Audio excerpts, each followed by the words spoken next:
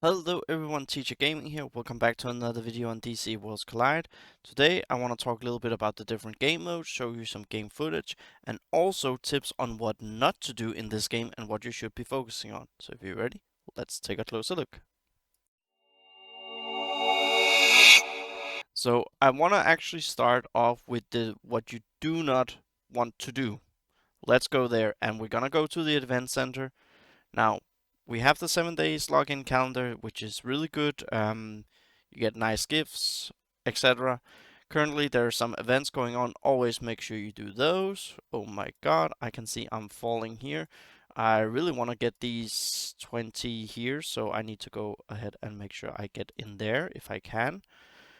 Always make sure to do the different ones. Currently, there's a what am I on. Always make sure you ask the chat. There's a 2 minute cooldown, but the global chat will usually answer very quickly. Now, the things you do want to focus on, and this ties into what do not do, is you want to fuse these characters, especially Lex. You want to fuse Lex. Lex is the best tank in the game, and he will propel your team forward in an extreme amount. Just like if you get lucky to pull a Wonder Woman, or if you get a Green Arrow. Like, remember, Green Arrow is a very fair, good offer. They have him at like $1, but if you do not want to spend, then of course don't. If you want to be completely free to play, that's the only thing I bought. But you do want to get him. He's also a good DPS character. John Constantine, when you log in, 7 days you get him, but you have a lot of options to pull earlier, so you should be able to get someone from the elite chest. But do make sure you get these, and that ties into these three characters. Fuse them. Get some epics. The gold ones are epic. These are just epics. He's a legendary, even though they have the same frame, but he comes at 5-star. But the one you really want to focus on is Gorilla Grodd. He is the one that you really want, alongside Kid Flash. I pulled Kid Flash after my last video, along with Gorilla Grodd in a double pull, actually. And Kid Flash has just propelled my game forward. Like, I'm been able to clear so much content. We're gonna talk about it, and even at 3-star, he's helped my team so much. And Gorilla Grodd, you want to fuse, so you have him unlocked, and then you just need another pull, so you have 40 shards, and that's basically what I'm hoping to do very soon, within a couple of days. And then I have Lex, and then my team should be good to go. So that leaves me into the mother box. These tickets here, the legendary ones, try not to spend. You should hoard them for an event. Don't, if you were to start and it said 4 days left, hoard these for a character that you really want. Go on YouTube, the official Discord, figure out, is the character one that suits your team. Can you invest into him? Should you try to pull for him? Because these are hard to come by. I spent mine and I've got some back, but I shouldn't have done that, I would say. I've unlocked this limited character recruitment, which is basically here. If I do 150 pulls, I'm guaranteed a legendary, but that's a lot for just one of these, and they're not all that great. So, but I guess it's a nice way to get legendaries, despite the fact that it will take so much. Like, what is that? 75k gems just to get one legendary. Wouldn't recommend it.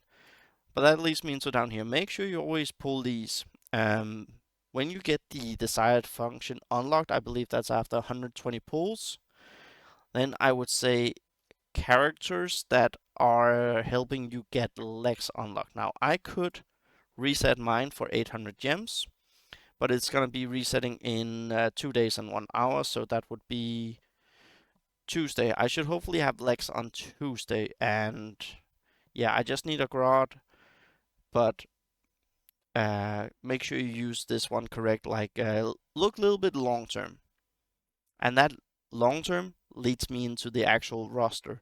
So this is mine. Level link matrix down here. These are the characters that are in here.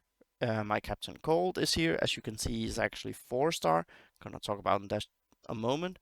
But make sure you always use these high density materials that you get from clearing different game modes, like you clear the guides, which you then do by clearing the game modes, and make sure you unlock, make your roster wide. Now you could remove anyone, and there's a 1 hour cooldown.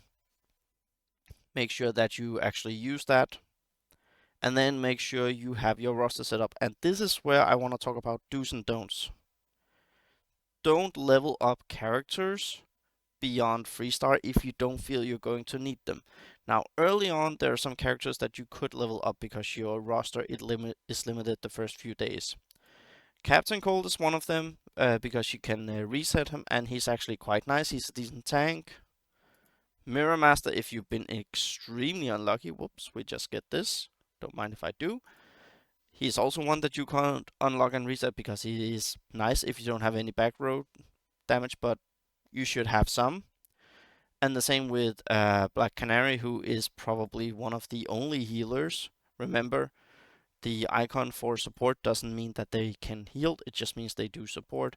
But she heals and she has silence, which is actually quite good. So those are some characters that I would take up to 4 stars if I had to, but I wouldn't recommend it. Like you get it refunded, but just reset it. If you feel you need it and you don't have anything else to fill in with your roster, then obviously level them up to 4-star, not above, and then you can reset them once you can fuse to get some unlocks. Now, other characters, 4-star sometimes might be useful to make them. Let's go in and take John Constantine. Skills, as you can see here, he gets some unlocks with the different skills. Here we get this one.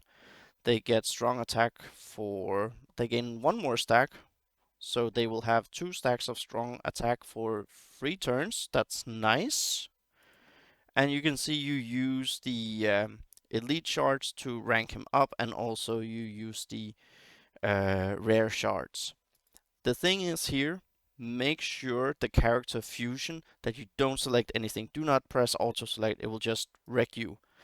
You can use here a Robin. You can also use down here this guy, and then if you have above 120 on any of them, then you can use those. Make sure you stay aware of what you're doing here, because otherwise it will mess you up.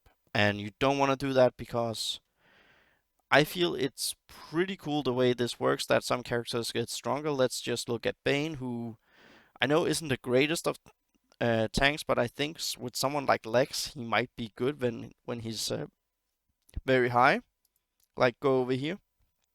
His passive, I made him level 4 or rank 4, because then I unlock this one whenever healing is received. Additionally, permanently increased chance of his ultimate inflicting stun by 2%. So the stun is 30% and it just goes up, which is nice. And if I make him rank 8, which I think would then be really nice, once the ability is triggered the maximum number of times, his ultimate no longer costs ultimate points. So that is pretty interesting. Like, if you could heal him a lot, then he could get some healing done here, and then he could just cast his ult, except turn cooldown. But the game is only 15 rounds, so maybe there isn't that much usage in it, but it's still a cool function that I think maybe could be used if there's some infinity stuff where you just have to survive. That could be a good one. So yeah, game modes.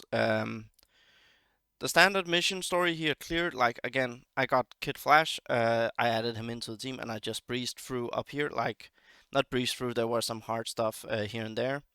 Multiverse. Let's talk about this. Always make sure you try to push this as much as possible. 6.1 is actually a big stumbling block, but every time it comes around, see if you can go in and get some stuff done. This is also where the level link really works. Like here, characters that you don't use but they fit the requirement, slap them in there, use it for that, then go back out of the level link and then add the next one the next day. Then we have Evil Falls. Always make sure to push this when there are new characters. Okay, so you can see I'm at level 6 on her, also Johnny Quick, and they just keep on going like that.